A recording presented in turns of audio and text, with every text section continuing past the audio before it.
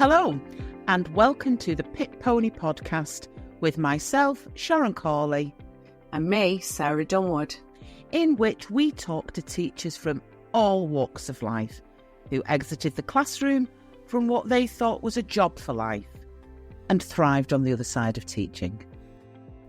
Coming up in this episode... So I did go down the informal and the formal grievance procedure as well, did all the right things. Said to the trainee teachers, do you mind if I take this to the head as evidence? Because I've been keeping a whole log of everything that's been happening through the year as well, what's been happening to me. So I did. I had an informal chat with my line manager, with the head teacher. I even got a witness in from the upper part of the school who was wonderful, who actually said in my meeting with this head teacher, it's happened before. They've done it to other people. So for her to actually support me and say that in the interview with my 4-page letter I wrote, documenting times, dates, how it made me feel, what it had actually done to me physically. I lost weight, I had eczema, all the classic signs. And pretty much a week later, I found a letter in my pigeonhole saying, the investigation's closed, we found no evidence of this. It's pretty much just all in your imagination. Lack of communication, nothing further will happen. And that's when I knew, I'm gone. I can't stay somewhere like this. The fight's gone. Hello, and welcome to another wonderful episode of the Pit Pony podcast. Today we've got Leanne Herring. This is a bell to Sarah. Buckle in. Leanne did 10 years, exactly 10 years, 2010 to 2020. And this is what I loved about talking to Leanne beforehand, because it really chimed with me because I've done it myself. There is a photograph of Leanne at the age of 6, right, where she's lined all of her teddies up, or she's got a chalkboard on the go. She's created her own classroom. But this is what's brilliant. She even does the work for the teddies. She marks their work and probably tells them off as well and sends a couple of them out. So we can genuinely say born to teach. And I love that because I did it the same. So from very, very early doors, we've got Leanne. She wants to teach, and she does 4 schools over those 10 years. Her first school, amazing. Loves it. And then she follows her heart to Essex to get married and changes schools. And that's where her first cracks begin to appear. She moves again to a 3rd school, okie dokie. And her final school is a new academy with huge red flags waving within the first couple of days. And by her own admission, that is the school that made her leave the profession. But when we were talking beforehand, I was getting a sense of what was going on, and she talked about a mean girl culture. She talked about cliques or cliques, if you're from the north of England, and piqued my attention massively with that topic in schools. But parking that to one side, welcome Leanne Herring, and can you tell us now what it is you do since you've left the classroom? Oh, thank you for having me. So now I'm a professional voice artist, I'm a content creator, and I'm currently growing my own phonics channel. Right. So straight away, Sarah, no pressure. Voice artists with our vowels. We've no chance, have we? But welcome, Leanne. It's absolutely brilliant. And I want to start, before we get into the wonderful life you've created for yourself, I want to go back to those 4 schools. And if you could, choose for us certain moments that made you realise that what you were creating as a 6-year-old wasn't actually translating into your adult life. Yeah, sure. So like you said, that's all I ever wanted to be. I've done other jobs. Before teaching, I had another career.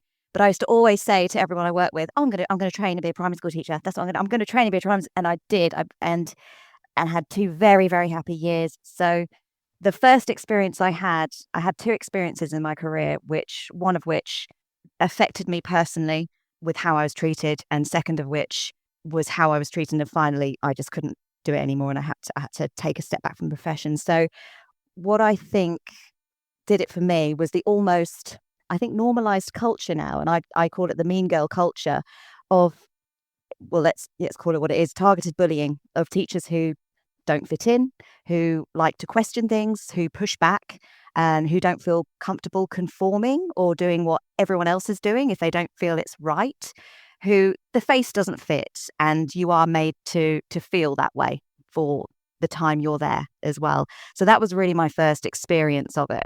And I'd never experienced it before. So it was all new to me. And so it wasn't a very nice year to go through. And am I right in thinking that it happened from the get-go, from day one? You got out of your car and, I mean, you only have to listen to you. I should imagine you're bubbly, you like your puppets and your balloons and all that. And you walked into the school car park on day one in that second school. What happened? Yeah, it was day two. Yeah, it was day two. And there was quite an obvious clique in the school, to be honest, dominant clique as well, predominantly female teachers. And on my second day, I remember arriving in the car park, and it was quite a big premises as well. It was quite a big walk to the school gates, and two of the teachers in question got out at the same time as me. So I said good morning. I'm quite chatty, and they just proceeded to walk in front of me and didn't bother turning back, bringing me into conversation, asking me how I was getting on, welcoming me in. And I'd never experienced that before. And I thought, oh, this is a different school. This is not like my previous experience. And it kind of went on like that. The isolation, very clearly not fitting in. And yeah, I did feel quite targeted behaviour as well, which did escalate throughout the academic year. But that was one of my first little flags, which said to me, oh, I don't know if I'm going to enjoy it here. I don't think it's unusual. I really don't. And it can happen if a gang of TAs feel like that about a teacher. It can happen if the leadership team have got that kind of culture. What were the targeted incidents that were happening with you?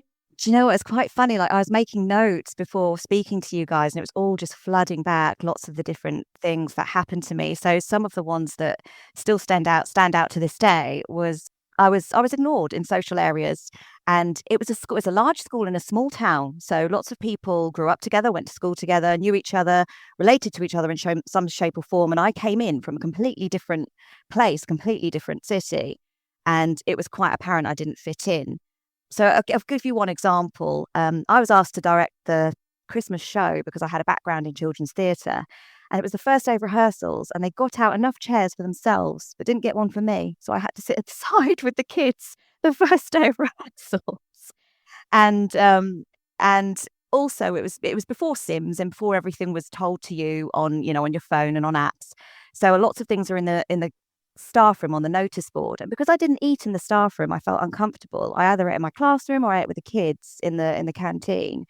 They didn't tell me what was on the notice boards. And one of them was my co-teacher. So she worked literally in the classroom next to me. And I remember one day her coming in and saying, you've got to run a whole school assembly after lunch. And I was like, what? I wasn't told that. When do I find out? It's on a list in the staff room, knowing full well I don't go into the staff room. Why? And she had to walk, past my classroom every day. Why didn't they come and tell me that? So that was another example of just out to get me, to throw me under a bus. What was actually the straw that broke the camel's back was they used to talk openly about me in the staff room at lunchtime, which was overheard by trainee teachers. And I was really friendly with the trainee teachers as well and the teaching assistants. It was just this dominant group, and they were saying things that were quite personal, that were quite judgmental, that were quite detrimental to me as well. And I remember these young trainees sending me a message saying, I'm really sorry, this is what I've heard. And I just thought enough's enough. And this was probably around Christmas time. And I'd put up with the little nitpicks all the way through. And it got to Christmas and I thought, I'm going to do something about this, because this is not right. This is bullying. This is targeted bullying. And this is isolating somebody. So I did go down the informal and the formal grievance procedure as well, did all the right things. Said to the trainee teachers, do you mind if I take this to the head as evidence? Because I've been keeping a whole log of everything that's been happening through the year as well, what's been happening to me. So I did. I had an informal chat with my line manager, with the head teacher. I even got a witness in from the upper part of the school who was wonderful, who actually said in my meeting with this head teacher, it's happened before. They've done it to other people. So for her to actually support me and say that in the interview with my 4-page letter I wrote documenting times, dates, how it made me feel, what it actually done to me physically. I lost weight, I had eczema, all the classic signs. And pretty much a week later, I found a letter in my pigeonhole saying, the investigation's closed. We found no evidence of this. It's pretty much just all in your imagination. Lack of communication, no further, nothing further will happen. And that's when I knew, I'm gone. I can't stay somewhere like this. The fight's gone. Oh, let's just press pause. You are not segueing into the next part of this journey till I bring in Sarah Dunwood, who's just nearly collapsed off a chair. Okay. Oh, right. Okay. Let me start back with this. We tell ourselves we don't fit in. So straight away, Sarah, we put in the responsibility on ourselves. We're doing something wrong because we don't fit in. Well, I want to flip that. You weren't even allowed to join in. Now, it's an interesting one because our Ellie moved from her school to a new sixth form. So this is a kid starting a new school. She was given a buddy. There was a coffee morning welcoming all the new people. She was introduced to key people within. They bent over backwards to integrate that child into a school, and they were brilliant. But it seems to me that, number one, they did nothing to even welcome you to the school. And in fact, quite the opposite. They made it impossible for you almost to stay. Sarah, come on. I don't have words, but where I have gone is I've gone back in my head to my previous schools, all bar the last few years. And I'm actually stood in those staff rooms in my head and thinking about how staff were with a new face who came into the room, whether it was a supply teacher, whether it was a new member of staff, and regardless of whether they'd been introduced or if anybody knew who they were, people said hello. It's a basic, common human courtesy, for crying out loud. So just even on that really base human level, what sort of person doesn't say hello to somebody, particularly when they've been said hello to? That's champion level. So aside from that, the human element, it is music to my ears that you kept a log of absolutely everything, because when you give one or two examples, and we've talked about this on a previous podcast with another guest, when you give one or two examples, they sound really low level. And it was when we were talking to Johnny Millard before Christmas, but when you tally them all up, they're microaggressions, and they become a big thing. And I just that, and then to go with that level of evidence. She took a witness in who said this has happened before. And the bloody trainee teachers had the guts to say, yeah, put our names forward. I know, and that's what I was about to say, is for them to have that investigation, in inverted commas, closed after a week with that mountain of evidence. And you know what I'm like about evidence, that's immoral. That's immoral. But I think what happens, and you might agree with me, Leanne, we talk about what kind of a person. When you've got a mean girl culture and you've got a clique, you can't tar them all with the same brush, because what there will be, what did they used to call them, like in prisons? Top dogs. Okay. Top dogs, ringleader. A ringleader. I'm thinking B out of Prisoner Cell Block H. That's exactly where I went to, right? So very quickly, in order to fit in, you have to make a choice. You either have to start to be sycophantic around the top dogs and the inner circle, because you can see what's happening. And if you're not strong enough, you go, well, I might as well align myself with that cultural group, because if I don't, I'm going to be Leanne. So there was possibly, say there was 5 of them. There's possibly 2 main players and 3 little underlings who were too frightened to do anything about it, but knew they were in the wrong. Does that chime with you, Leanne, what I've just said there? Yeah, absolutely. It really does. Do you know what? This will probably just make you fall off your chair again. So, when I first had my informal chat with my line manager, what was going on and how I felt, I actually took it upon myself because I thought maybe it's me. Maybe I'm not doing so. Maybe I'm not making enough of an effort. I actually went into the particular ringleader's classroom and said, look, I think we might have got off the wrong foot. I'd really love to start again, like, and have a chat and stuff and sit together at lunchtime because I don't think we're really gelling at the moment. And she sort of looked up and went, oh, okay. Nothing changed. Nothing changed. So I thought, well, I've tried that approach. And then just to rub salt in the wounds as well, after this whole thing happened, it was a year later and I was at a New Year's party. It was in a pub. I saw one of them at the pub and straight away, oh, my heart was going, I was sweating. And she came up to me and she said, you do know we all saw that letter, don't you? And what you did was really shady. And I think I had a few choice words. Then I walked off, burst into tears and left. And then I thought, that was a 4-page confidential letter to the head teacher. Why was that shared with all of you after I left? Like, wow. So that was another, and by that point, I was so broken at that point, I just didn't want to take it any further. I thought, they're away from me now. Yeah. So let me get this right. It wasn't the kids. I had a lovely class. It wasn't the workload. It wasn't parents who can be challenging when they want to be. These were your colleagues who had made the decision before you'd even set foot in this school. So it wasn't a breakdown of relationships. It wasn't that you didn't even have a sporting chance before you even got through the door. No. Oh, one more thing. Guess who took over my job? One of their friends that was a trainee teacher there at the time. And we've touched on this in other episodes, this feeling of nepotism, especially when the head teacher. I don't want you to go into too much detail, and I'm quite happy for you to be vague. Do you think the head teacher was strong, or do you think the head teacher could not have taken on the mean girl culture herself or himself? Not at all. Left pretty much not long after I did. So yeah, not strong enough in the slightest. So basically the tail was wagging the dog in that school with personalities. Very much so.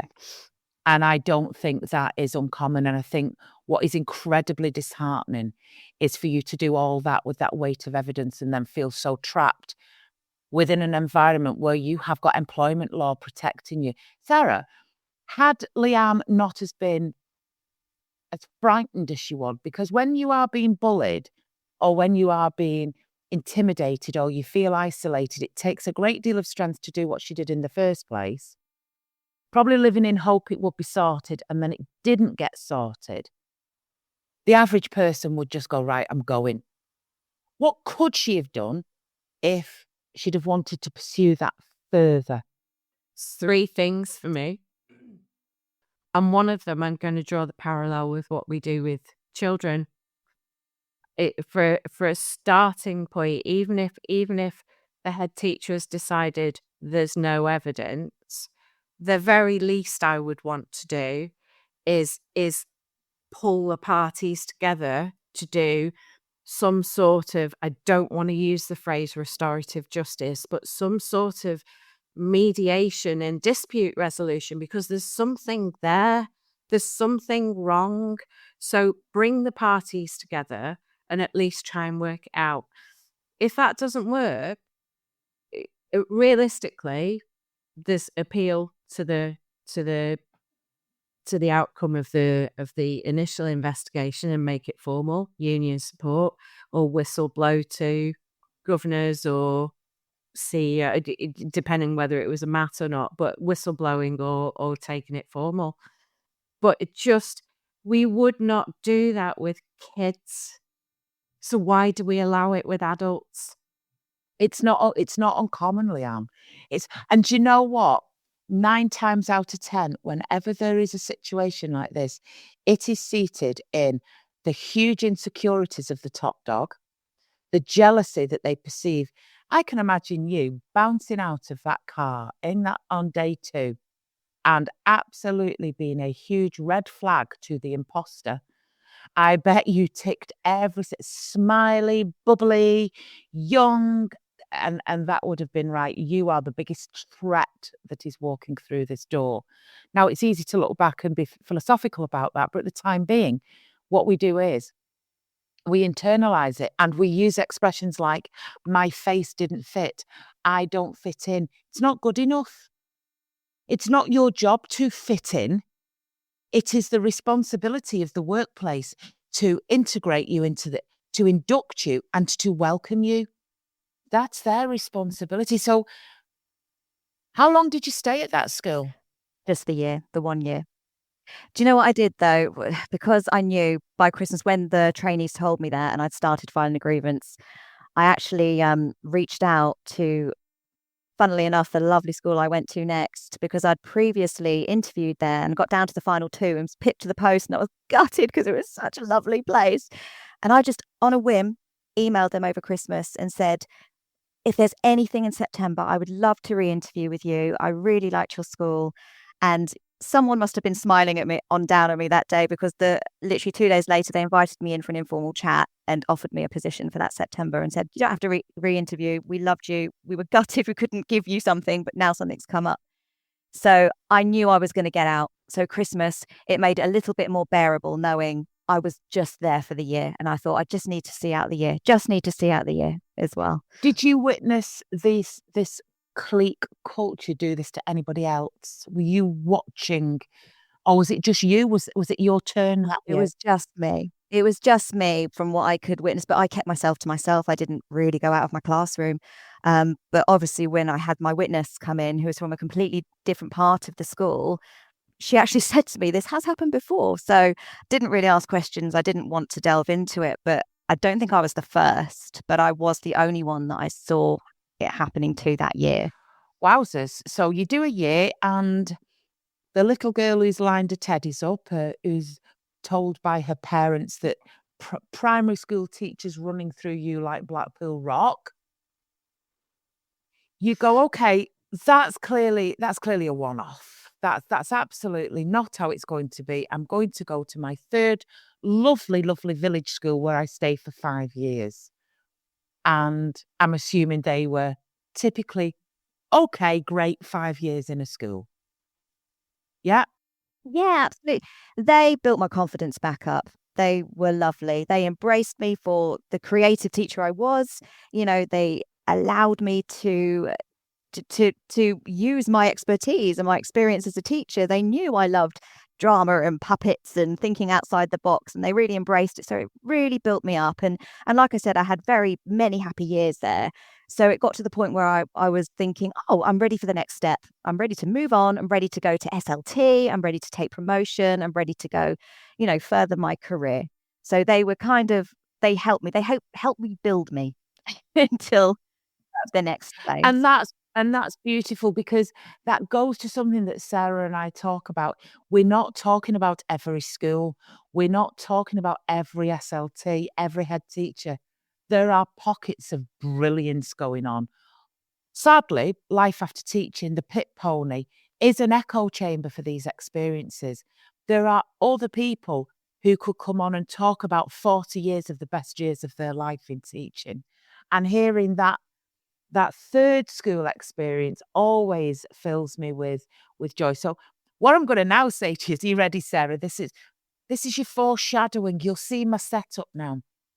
So basically, you are creative, quite unique in your approach. You like to do things your way, your experience. You get the best out of the kids. So the last thing you would want, maybe, is to be told how to teach and given your PowerPoints and micromanaged. So here we go. How did it work out for you at the new academy? Your previous guests have said this as well, and it's quite funny. So when I go for an interview for a teaching job, I showcase what I'm good at. They know what they're going to get. They know all the bells and whistles. They know how creative I am. They know I think outside of the box. So I don't understand why they take you on and then say, no, stop, you can't do that. Get in a box, stay in your lane. How dare you try and veer from the plan? So I've never understood why schools do that. So that was the experience I had when I interviewed there. But the funny thing is, and I always say to people, always trust your gut instinct. There's, you have an intuition for a reason. And even from my initial walk around, I had a gut feeling this wasn't the place for me. But I persevered because I thought, I'm doing the right thing. It's the next, this is promotion. They're building a team up. I can move on to SLT. I can do the next steps in my career. Just ignored it. Just, don't listen to it. And of course, I started. And within a week, again, echoing what previous guests have said, I knew I wasn't going to stay there. No. What happened in that first week? Well, how can it happen in a week? Yeah, it was an interesting situation, again, because I can't stand bullies, and I'm a big believer in if you don't think something's right, question it or push back or ask. So I was one of it. They had a few people there already, a few teachers there already, who did, conform, and they did as they were told. And then I came along and I was like, hang on, why are you doing that? Why is that working? So just an example of it. When we started, my TA started with me the same day, and she's still a very dear friend to me to this day, years later. And she was contracted to come in at 8:30 every day, and she was told to empty and fill up the water bottles of 31 children in your class every single morning. So I only had a TA for 15 minutes before the kids came in. And I thought, well, how am I going to do a handover? How am I going to work with my TA? How am I going to, how are we going to do anything when she's filling up 31 water bottles every morning? Nobody liked doing it. All the staff there thought it was a waste of time, but no one dared say anything. So I went along and said, hang on, why don't we just send them home, get the kids' parents to wash them and fill them up, and then the TAs can be used more productively in the classroom and, help you. You can do a handover, you can tell them what's going on. And reluctantly, the head teacher at the time agreed. Then my card was marked. And I even had people that were there before me saying, so glad you said something because we hate doing that. Didn't anyone say anything then? Why have you just let this happen? So that was my, I think that was, my card was marked from that moment. So we use expressions like face doesn't fit, I'm not fitting in, my card was marked. Yeah. Really tell me. You probably thought you'd scored a victory in the face of lunacy, where actually if they'd done a costing out of the wages it was taking to fill up water bottles, you're probably talking thousands a year. Card was marked. Talk me round what you mean by, oh, okay, I haven't had a victory at all. Yeah. What happened then?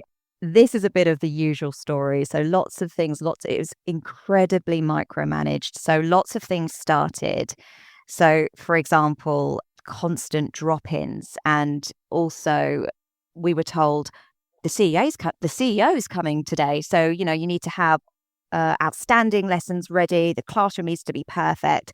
So for this 1 week, every day, he's coming, never turned up. Never actually came. So she was almost as if to say, right, I want you to make sure everything's perfect and you're working extra hard every day, but no one is coming to see you.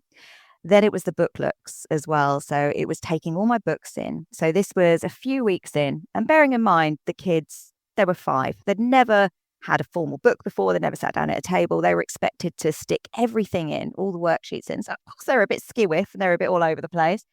And she came in. And she threw them on the floor and said they were disgusting. I wouldn't show anybody these books. I'm embarrassed. I'm going to bin them all and order a whole new batch. And I said, well, they're 5. They're not going to know how to stick something in perfectly. Well, that's your job now.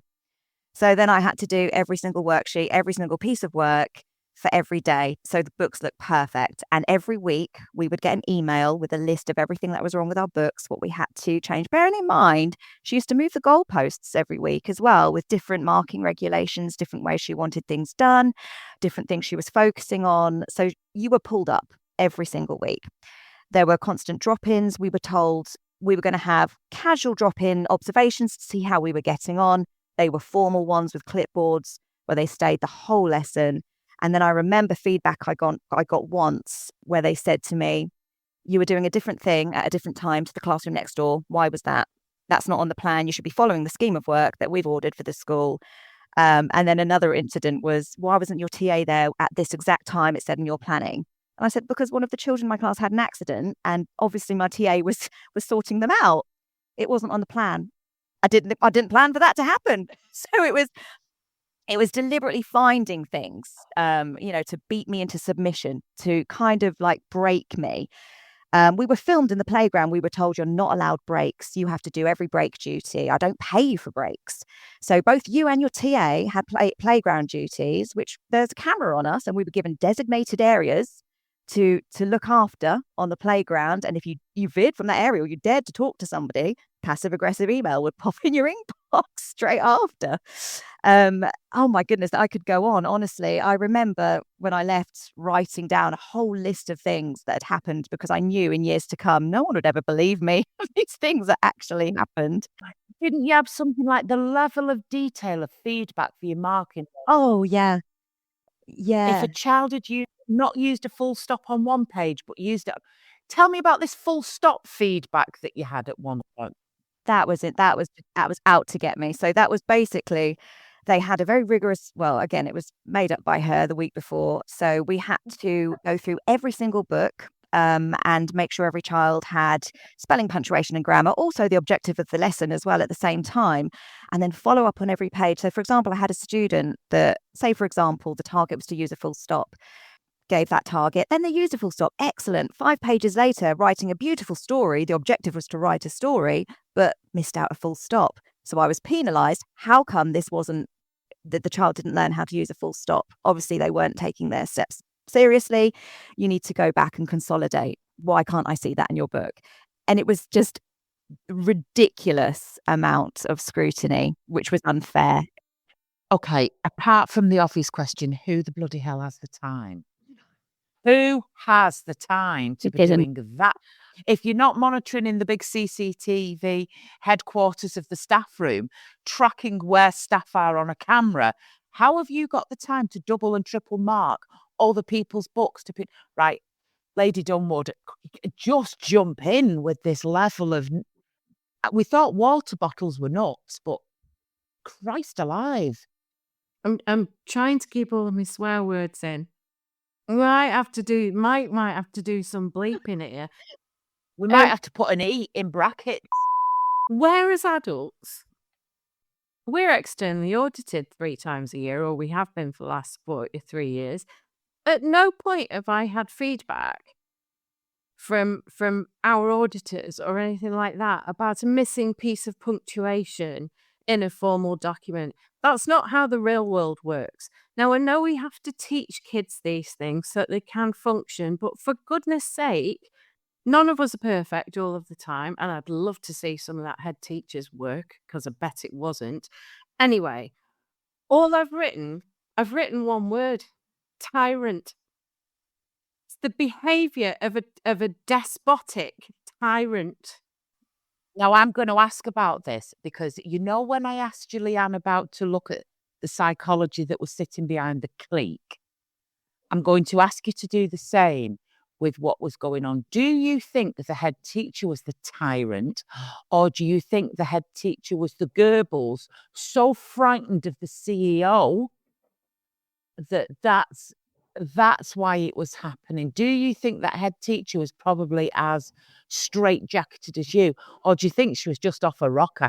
I think it was a controlling element, and the fact that I dared to question her, she used that to actually get back at me. I think that's what I think it was, to a certain extent, personal as well. But we didn't see any other evidence from the academy or the CEO to tell us the things the head teacher was getting us to do. So I think it was very much a controlling issue. I agree, because you told me at one point not only was Leanne and the TA sticking in every single piece of work, but at one point you weren't guillotining it perfectly enough, were you? Yeah, that was another observation. That was the day before I handed my notice in. That was another observation. So I had gorgeous kids. I pride myself on having such lovely relationships with kids and parents. Great lesson we had. They were so engaged, having fun, learning. And my feedback was I hadn't trimmed my worksheets small enough. You're going to love this. You're going to love this, Sarah. So when you went back in to challenge that, because you went to the Ofsted framework, didn't you? When you went back in to challenge it, tell us what you did. So this was, there's a whole other story building up to handing my notice in. So I knew I was leaving long before I physically handed my notice in. So I had it in my pocket for that perfect moment. And I just thought, oh, this is my moment. This is my moment. So that night, after I had that ridiculous, and I think she gave me like quite a bad grading as well, considering I've been through 3 Ofsteds and been graded outstanding in 2 of them and good with outstanding in the 3rd. And printed out the Ofsted grading guidelines of outstanding teaching and examples of it. And I went in and she had asked for a meeting with me to discuss my attitude at this point, the day after this observation. So I printed it all out and thought, right, I'm ready for you.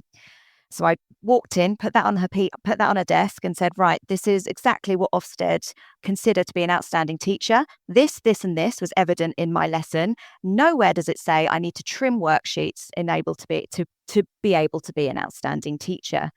I don't agree with your feedback. I do think you're actually squashing creativity of your teachers. I think you want me to be a certain type of teacher, which I can't be. And you know I'm not, because you interviewed me and you know exactly what style I have. It's very clear that I'm not going to fit in here. This is not the school for me. You know, this is my resignation. Please tell me that you'd precisely trimmed that letter of resignation. I wouldn't have done. I'd have had it wonky. I'd have double mounted it and laminated it. That's Sorry. brilliant. That would have been. Oh, I wish I did that. I wish I did that. That would have been the cherry on the top, wouldn't it? Yeah, I handed my notice in a lot earlier, so I was supposed to do it at Easter. I think I did it. I did it just before the first lockdown, because I thought this is my ideal moment, and she knows I'm not putting up with it. And I said, it's clear you're not going to change this. You want a certain type of teacher at this school, which I am not. So I'm going to go. In between us talking and then this recording, you said they've come flooding back to you. We're going to talk about in a bit what you've moved on to and the life you've built for yourself now. Can you actually believe it was happening? When you were writing those things down? Oh, I've got to show you. I know, obviously it's a podcast, so you can't see, but I'll just show you now. So the day I left, I went to a pub garden with my husband and had quite a few wines. And I wrote down, you could probably see a little bit, like a whole list on my phone. And it just goes on and on and on and on and on and on and on. It's like an essay of everything that had happened to me before I went, because I thought, no one will ever believe me. Believe me, the things, all the examples I have of this happening. Can you see why it's so powerful that even 22, 23, 24, 25 episodes into a podcast of this nature, that some of the most horrendous things are happening? The way we've talked about it, we've been laughing about cameras on the playground. We're not laughing, but it's that ridiculous that the only human response we can do. We've had episodes, and whether people have listened to them, we've had parents of disabled children having to teach about the Holocaust and the euthanization of disabled children. We really do need to just sit for a while and go, what have we just heard? We've heard about this level of control of somebody who went in with puppets and balloons, and to have those books handed. How were you feeling every time an email pinged or the door opened? Oh, the anxiety was horrendous. Yeah, it was even I mean, it was many years ago now, but thinking back, it really does trigger that anxiety again of how you felt. And you do question, because obviously I had the 2 incidents in my career where I think, is it me?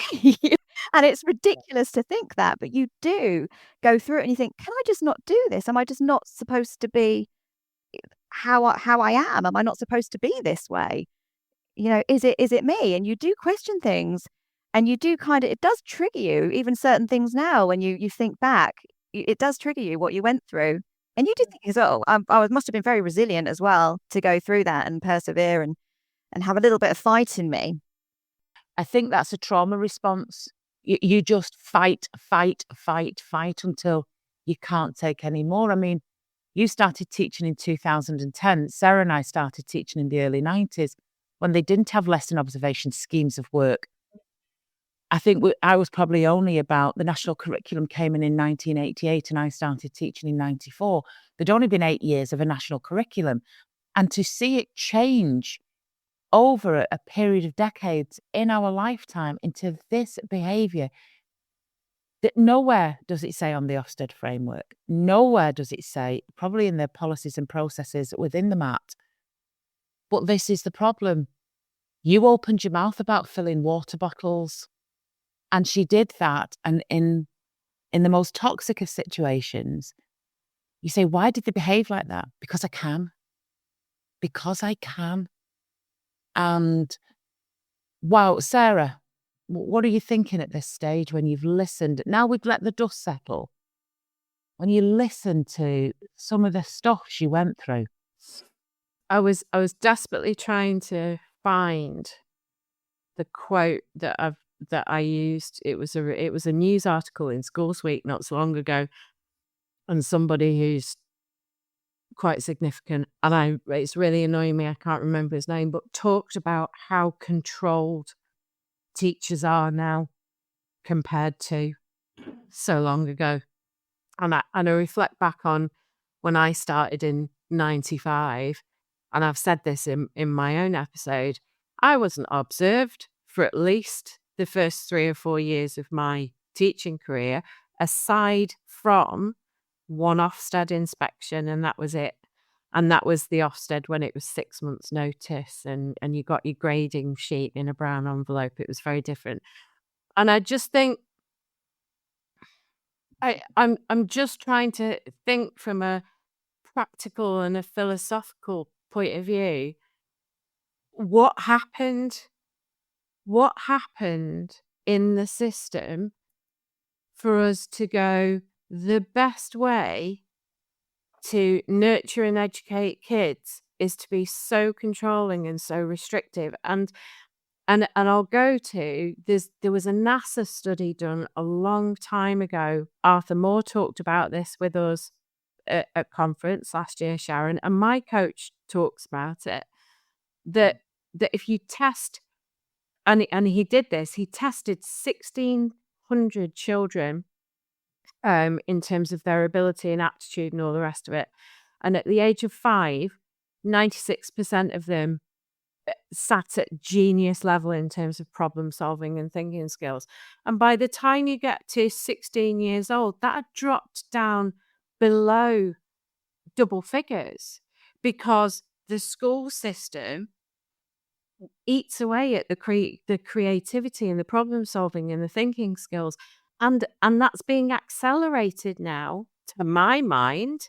People will disagree. There are plenty of people on Twitter who think structure and standardized PowerPoint slides and all the rest of it are the way to go. But I wouldn't want it for my children and grandchildren when they happen. I think one of the things that needs taken into consideration is this. When I went to school, 1983 to 1990, St Eldred's, Roman Catholic High School, Newton the Willows, belting set of results I got. Ask me, was that school good, outstanding, satisfactory? We didn't have a grade. Ask me how many kids in my year group got 5 A stars to C or got so many leveller. Wasn't published. We didn't know. There's no ratings. There's no rankings. St Eldred's was a good school, and Selwyn Jones, that was the Catholic school. We didn't know what schools were good. My mum and dad weren't able to go and find some data on that school that put a judgment in. That was the local school, and you sent your kids there. As simple as that.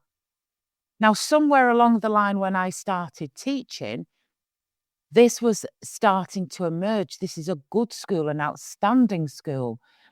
And that, I think, started to rattle people in terms of parental choice, where teachers chose to go and work. What were their statistics? And then we started moving away from A stars to C, because obviously certain high schools are going to get more A stars to C because the kids come in with getting, and then we have Panda data and that kind of thing. But I think that was one of the key sea changes. We publicly judged schools like they were on TripAdvisor. And we decided that data could put children into little clusters of what they should achieve. And the irony is genuinely not lost on me that for 12 years of my career, I was in charge of data and target setting and all the rest of it. And I did it. And I did it very well, but it didn't sit well with me in terms of, that gut feeling where you go, this isn't right. You can't yes, you can put statistical analysis on and all the rest of it, but I referred to quite frequently the Pink Floyd video about fundamentally, you're turning kids into schools into sausage factories. You want them all to be the same shape, size, consistency as they come out. No, just no. Data is helpful to a point, but when it becomes the be all and end all, which is what I think has happened in the school system, and it started with Panda reports, which I think was about 98, 99, that for me was the start of the rot. Well, why are we not achieving this level? And I've seen the damage it's done to my own son.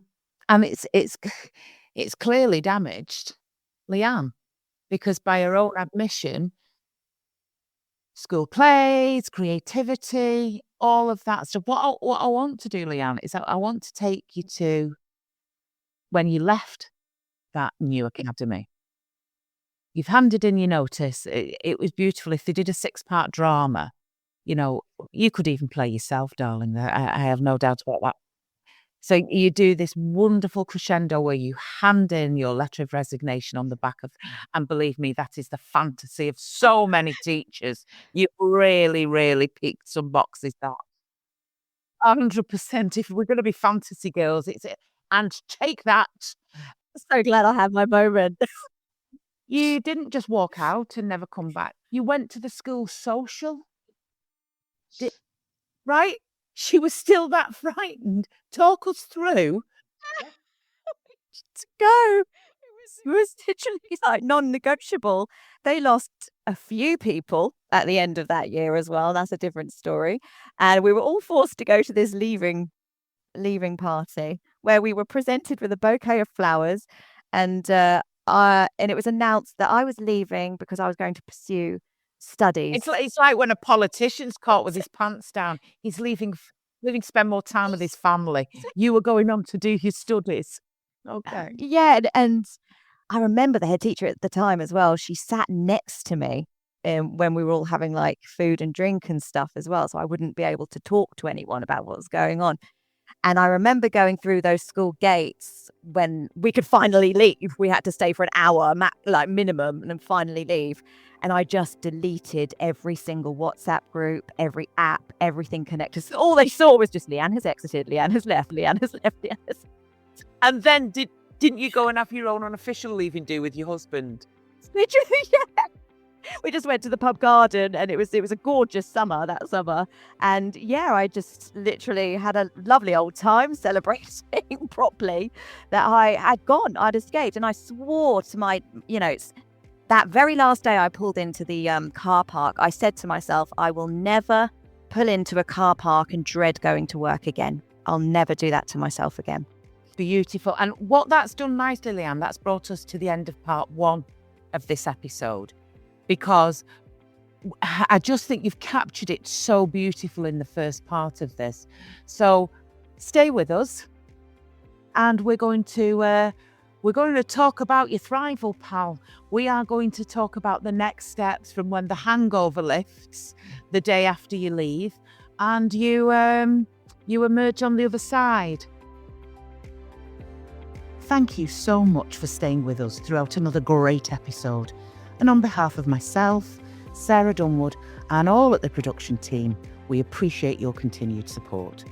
If you wish to contact me directly for a support session or a clarity call for your next steps, please find my link in the comments below. See you soon.